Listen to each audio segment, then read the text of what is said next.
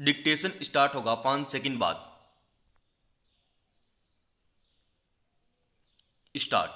Narcotics control bureau NCB द्वारा मुंबई में की गई ताजा कार्रवाई ने रेव पार्टियों के चलन के उस खतरनाक दौर को उजागर किया है जो लगातार अनेक विकृतियों का सबब बनता जा रहा है। नशीले पदार्थों के उत्पादन से लेकर तस्करी और सेवन की तादाद बढ़ती ही जा रही है।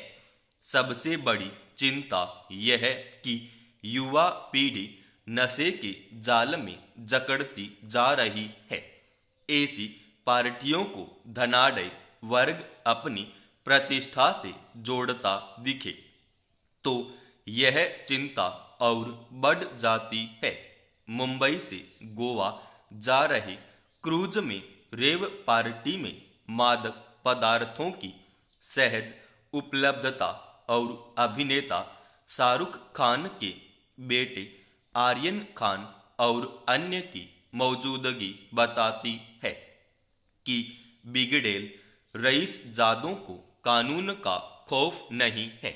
वहीं कानून की पालना करने वाले भी आम तौर पर बेखबर ही रहते हैं।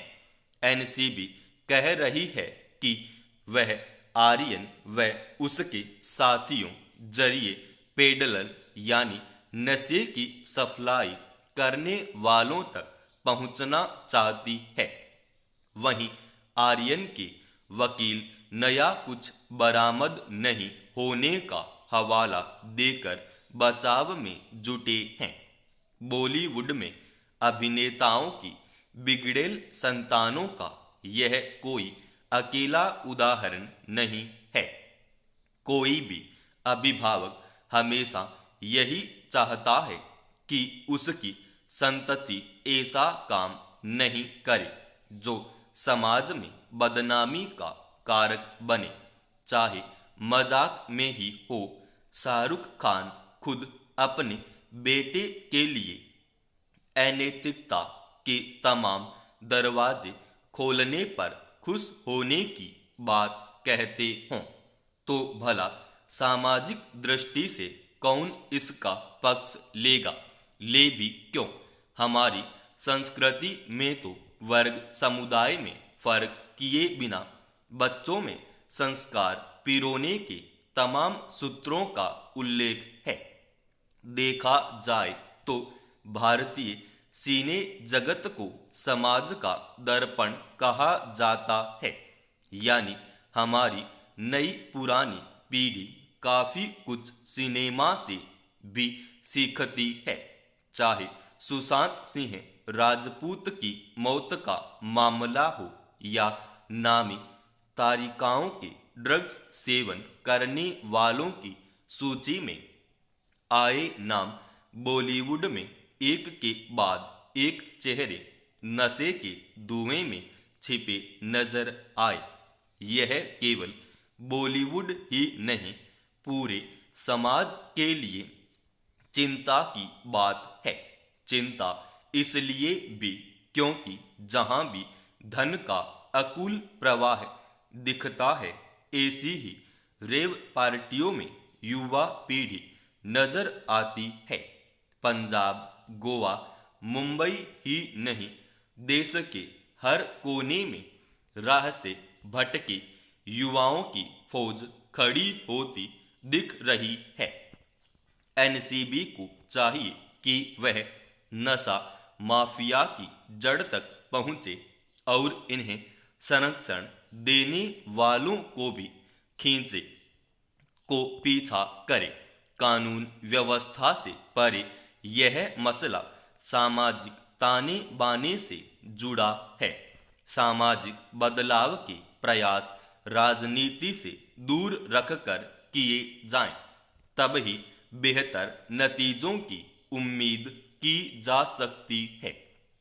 नए कृषि कानूनों के विरोध में चल रहे किसान आंदोलन पर सरकार की रणनीतिक चुप्पी को लेकर लगातार अंगुलियां उठती आ रही हैं। अब लखीमपुर खीरी की घटना और हरियाणा के मुख्यमंत्री मनोहर लाल खट्टर के बयान के बाद केंद्र सरकार की मंशा पर गंभीर सवाल उठने लगे हैं। लखीमपुर खीरी के एक कार्यक्रम में उत्तर प्रदेश के उप मुख्यमंत्री केशव प्रसाद मौर्य को पहुंचना था।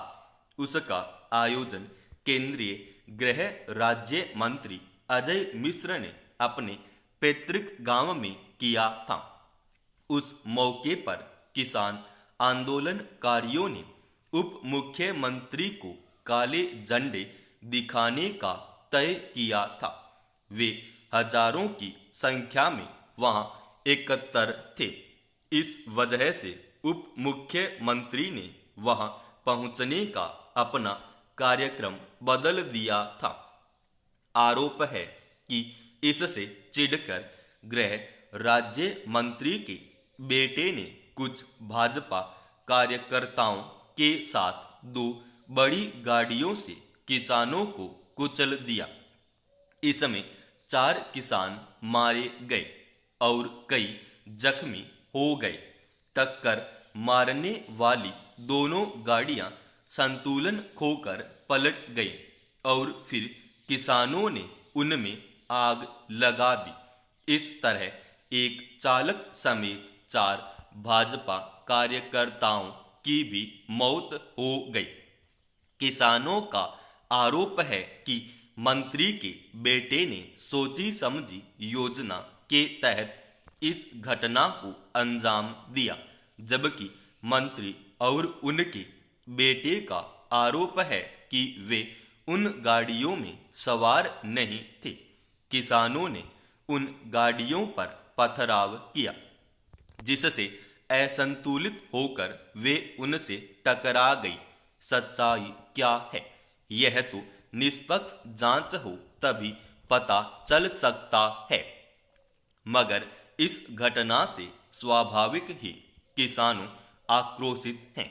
दरअसल लखीमपुर खीरी की घटना में केंद्रीय मंत्री की संलिप्तता के कुछ आधार मौजूद हैं, जिनके चलते लोग उनके बयान पर यकीन नहीं कर पा रहे थे।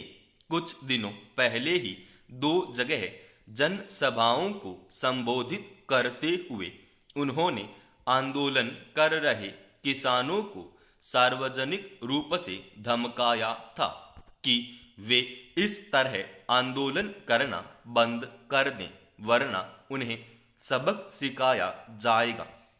उसके बाद जब किसान सड़क किनारे खड़े होकर उन्हें काले झंडे दिखा रहे थे, तब मंत्री जी ने खिड़की से बाहर सिर निकालकर अंगूठा नीचे की तरफ करके इशारा किया था, जिसका भाव था कि तुम हमारे लिए कोई मायने नहीं रखते।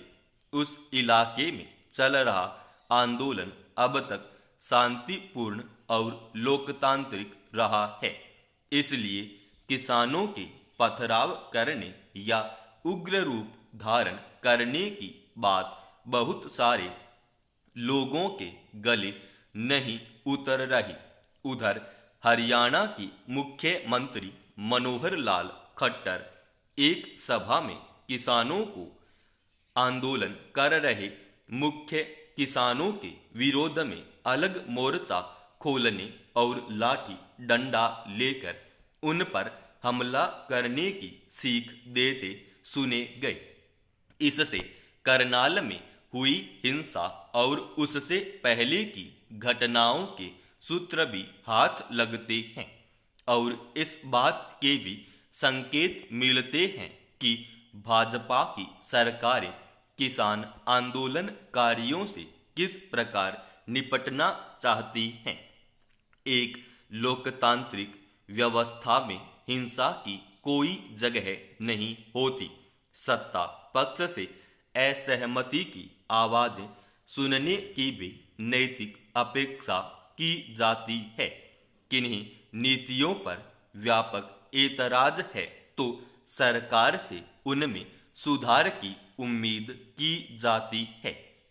मगर सरकार में जिम्मेदार पदों का निर्वाह कर रहे कुछ लोग अगर हिंसा के सहारे असहमतियों को दबाने में विश्वास करते हैं तो इस तरह किसान आंदोलन को शांत करने के बजाय एक प्रकार से उकसाने का ही प्रयास कर रहे हैं। इससे न सरकार को कोई लाभ मिलेगा न पार्टी को। समाप्त।